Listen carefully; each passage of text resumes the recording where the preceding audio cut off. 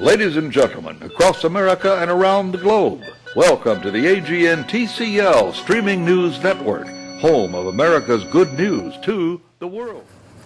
Good morning, good afternoon, good evening, good night, wherever in the world you happen to be. I'm Austin Miles. And I'm Amari Chambers. Easter Healing Crusade aims to help resurrect Haiti. As reported by ChristianNews.com, about 1,000 pastors in Haiti will be participating in a 2-day event aimed at teaching church leaders to pray for physical and emotional healing in a nation. Haiti strives to recover from the devastating earthquake in January that killed more than 200,000 people. ChristianNews.com reports that the Healing Crusade will be led by evangelist Joan Hunter. Training began before this 3-day Easter weekend. Christian News reports that more than 1 million people are expected in Port-au-Prince. What a blessed way to demonstrate the love of Christ as we celebrate this Easter weekend. Wow, that is good news, isn't it? And by the way, as everybody has probably noticed, Camila is gone, and I'm in her place, which gives me an excellent opportunity to be a news partner with Amari. Having her for a partner, everything has got to go well.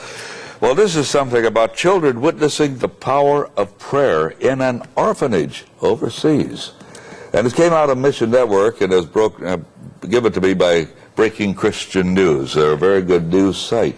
This is in Thailand now, where this took place. Imagine, heavily Buddhist country. A report on Mission Network News has described how a group of the orphans at the Vision Beyond Borders Christians home witnessed the power of prayer when their orphanage was threatened with fire. Fire was in the forest. It was surrounding every area, burning everything, and they were right in the middle, and the flames were coming toward the orphanage. According to the report on March the 19th, as fires raced toward the children's home, workers sent out urgent prayer requests by email and then moved the children to the top of the hill for safety. At the top of the hill, a staff member reportedly encouraged the kids to start worshiping and praying to God. You can hear the flames crackling, can you imagine?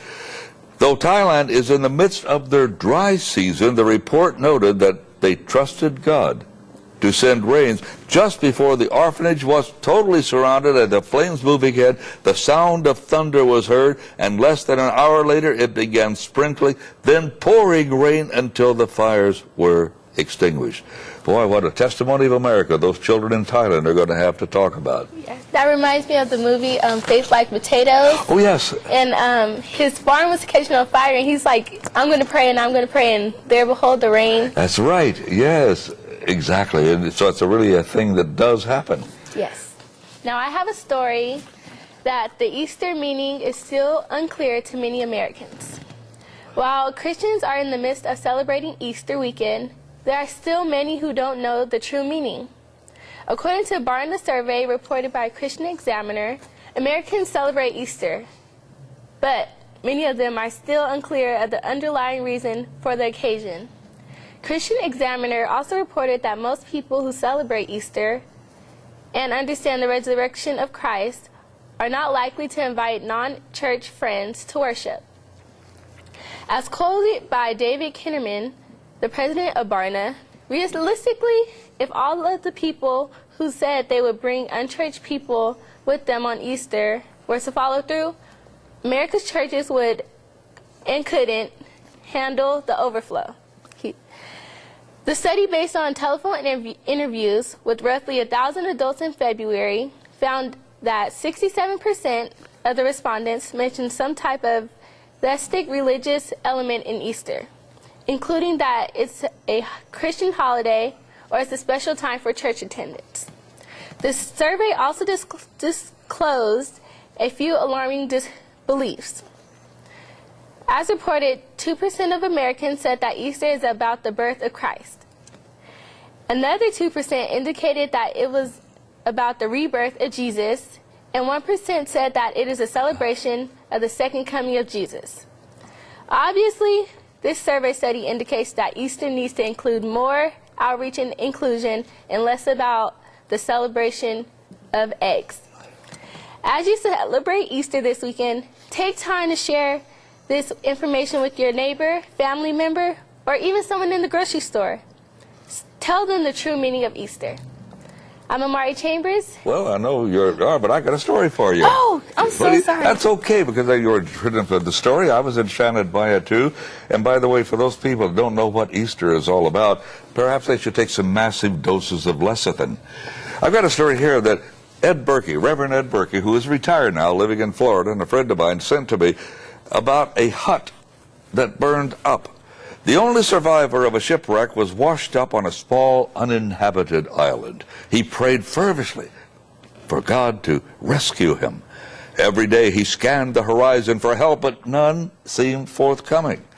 Exhausted, he eventually managed to build a little hut out of driftwood to protect himself from the elements and to store him the few possessions that he had managed to rescue. Well, one day after scavenging for food, he arrived home to find his little hut in flames, with smoke rolling up to the sky. He felt the worst had happened and everything was lost. He was stunned with disbelief, grief, and anger. He cried out, "God, how could you do this to me?" Well, early the next day, he was awakened by the sound of a ship approaching the island. It had come to rescue him. "How did you know I was here?" asked the weary man of his rescuers. "We saw your smoke signal," they replied.